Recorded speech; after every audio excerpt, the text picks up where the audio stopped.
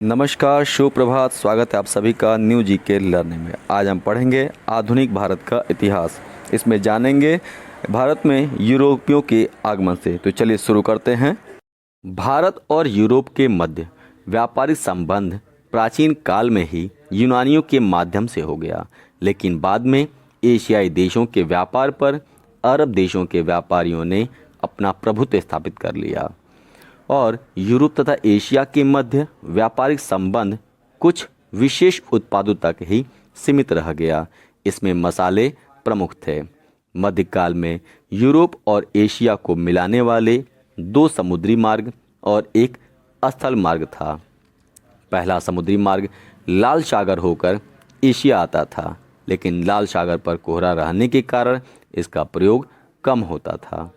मार्ग फारस के रास्ते कुस्तुनतुनिया मार्ग होकर एशिया तक आता था। यह मार्ग अधिक प्रचलित था।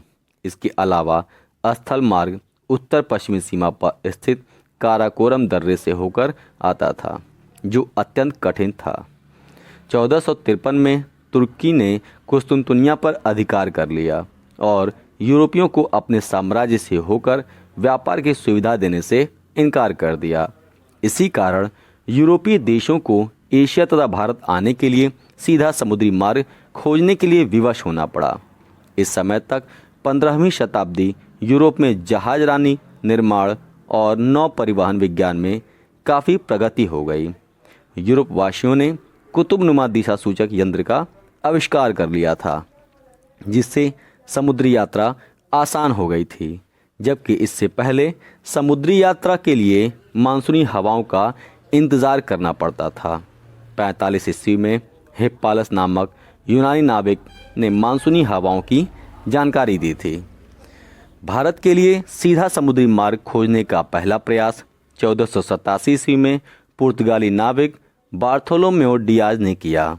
वह हिंद महासागर स्थित एक छोटे से अंतरीप पर पहुंचने में सफल रहा। यहां से भारत पहुंचने की उम्मीद बढ़ गई, इसलिए इस जगह को उत्तर माशा अंतरीप कहा गया। यहाँ पूरे दिन तूफानी हवाएं चलती थीं, इसलिए बार्थोलोमेओ डियाज ने इसे तूफानी अंतरीप नाम दिया।